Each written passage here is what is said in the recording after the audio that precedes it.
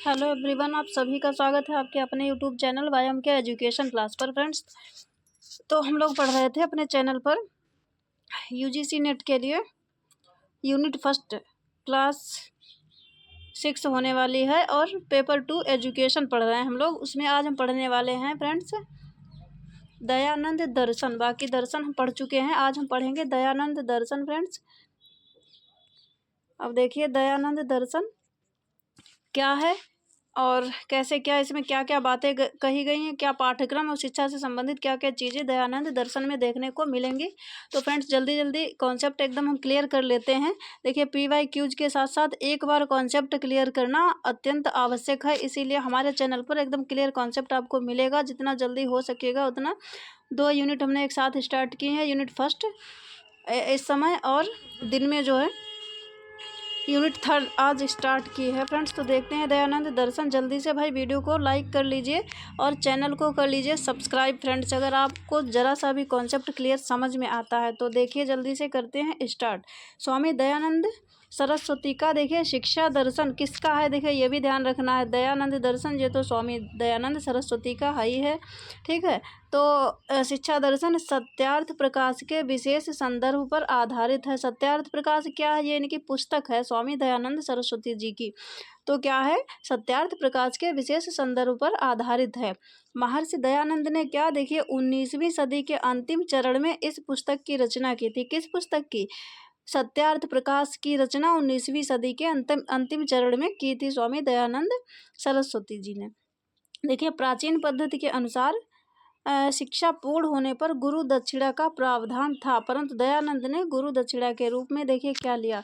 प्राचीन समय में क्या था, गुरु दक्षिणा का प्रावधान था, मतलब गुरु को क्या होता था, कुछ दक्षिणा देनी पड़ती थी।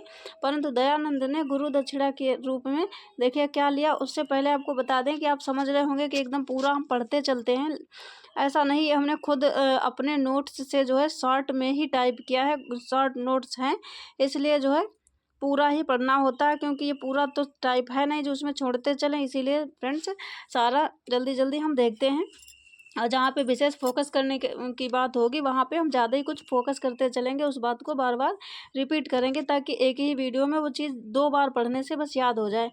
तो देखिए उन्होंने क्या लिया दक्षिणा के रूप में, क्या बात कही। अपने गुरु को देश का उपकार करने, सत्य शास्त्रों का उद्धार करने और वैदिक धर्म को प्रोत्साहित करने का वचन दिया। वैदिक धर्म को प्रोत्साहित करने का वचन दिया किसने? दयानंद सरस्वती जी ने। स्वामी दयानंद का जन्म उस काल में हुआ था, कब हुआ था? जब देखिए सामाजिक जीवन में अंधविश्वास और कुरीतियाँ व्याप्त थीं। तो उनका जन्म जब हुआ था तब क्या था, सामाजिक जीवन में अंधविश्वास और बहुत सारी कुरीतियाँ थीं, प्रचलित थीं, व्याप्त थीं। तो उन्होंने क्या किया, देखिए समाज में भेदभाव का माहौल था उस समय जब उनका जन्म हुआ था। तो उन्होंने बाद में जब थोड़ा अपने समझने लगे, कुछ करने लायक, तब उन्होंने क्या किया, बचपन से ही उस समय की वो तत्कालीन मतलब उस समय की परिस्थितियों में आर्य समाज के संस्थापक एवं वैदिक धर्म के समर्थक स्वामी दयानंद थे। जब इतनी विपरीत सामाजिक परिस्थितियां थी, अंधविश्वास था, समाज में कुरीतियां व्याप्त थीं, तब दयानंद जी ने क्या किया, आर्य समाज की स्थापना की। तो आर्य समाज के संस्थापक कौन थे? स्वामी दयानंद सरस्वती जी एवं वैदिक धर्म के समर्थक थे स्वामी दयानंद। और देखिए नेक्स्ट फ्रेंड्स, जल्दी से ये यहाँ पे देखिए कलर टाइप है। दयानंद दर्शन में देखिए शिक्षा के उद्देश्य क्या थे। शिक्षा के उद्देश्य देखिए जल्दी से फ्रेंड्स, स्वामी दयानंद सरस्वती के अनुसार देखिए शिक्षा का मुख्य उद्देश्य क्या था? मोक्ष प्राप्त करना। यहाँ से जो है प्रश्न आपको मिल सकता है, यहाँ से प्रश्न मिल सकता है, मोक्ष प्राप्त करना। सत्यार्थ प्रकाश में देखिए दयानंद ने स्पष्ट किया है कि जो मनुष्य विद्या और अविद्या दोनों के स्वरूप को जानता है वह अविद्या अर्थात कर्म उपासना से मृत्यु को जीत कर विद्या अर्थात यथार्थ ज्ञान से मोक्ष प्राप्त करना। तो इसमें ध्यान रखना, शिक्षा का मुख्य उद्देश्य मोक्ष प्राप्त करना था। उसके बाद में नेक्स्ट देखिए सार्वभौम और अनिवार्य शिक्षा। स्वामी दयानंद देश में सार्वभौम और अनिवार्य शिक्षा के प्रबल समर्थक थे। उन्होंने क्या किया, देखिए, स्त्री पुरुष तथा प्रत्येक वार्ड नहीं, या वर्ड है ऐसे, प्रत्येक वर्ड के बालकों के लिए शिक्षा आवश्यक मानी थी। मतलब कोई भी ना छूटे, स्त्री पुरुषों सभी के लिए उन्होंने शिक्षा अनिवार्य मानी थी, इसीलिए सार्वभौम शिक्षा की व्यवस्था थी।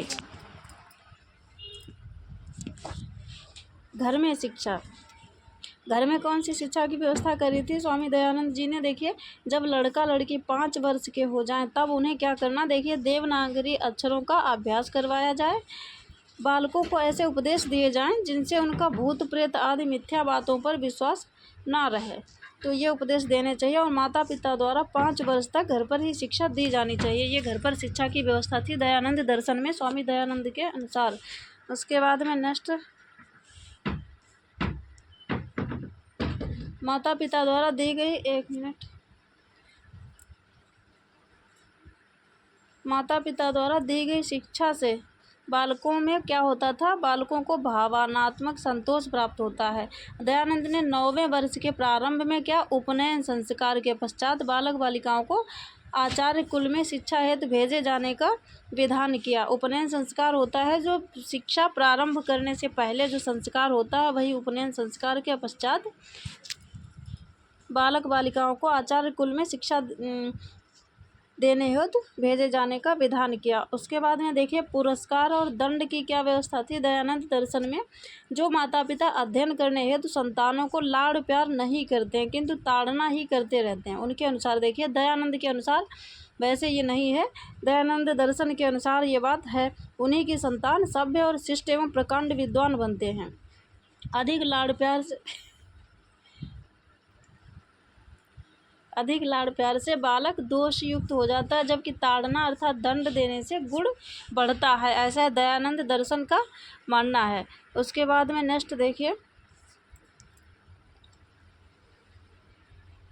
दयानंद दर्शन में बहुमुखी पाठ्यक्रम की क्या व्यवस्था थी दयानंद दर्शन में, देखिए, दयानंद दर्शन के अनुसार विद्यालय में पाठ्यक्रम के विषय में दयानंद ने स्त्री पुरुष सभी के लिए लगभग एक सा पाठ्यक्रम निर्धारित किया है। उनका मानना था कि महिलाओं को वेद का अध्ययन करवाया जाए और उन्होंने शास्त्र के अध्ययन पर विशेष बल दिया। उन्होंने राज विद्या सीखने के बाद गांधर्व है, ये गांधर्व के अध्ययन पर भी विशेष बल दिया। इसके अतिरिक्त दयानंद ने अथर्व वेद, ज्योतिष शास्त्र, सूर्य सिद्धांत के अध्ययन पर भी विशेष बल दिया। ये दयानंद दर्शन के अनुसार बहुमुखी विकास है, इन सभी चीज़ों पर उन्होंने ध्यान दिया। चाहें तो आप इसको स्क्रीनशॉट भी कर सकते हैं, शॉर्ट में है। उसके बाद में दयानंद दर्शन में देखिए, स्त्रियों की शिक्षा क्या थी, पहले ही ये पॉइंट आ चुका है कि वो स्त्री शिक्षा के समर्थक थे। उनका मानना था कि केवल पुरुषों में ही नहीं बल्कि भिन्न भिन्न वर्ण की स्त्रियों को भी उनके वर्ण के अनुरूप शिक्षा दी जानी चाहिए। तो ये दयानंद दर्शन में शिक्षा व्यवस्था थी। दयानंद दर्शन पूरा कंप्लीट है। तो फ्रेंड्स, अगर आपको वीडियो पसंद आए, वीडियो को लाइक कर लीजिए और चैनल को कर लीजिए सब्सक्राइब। उसके बाद में मिलते हैं नेक्स्ट वीडियो में।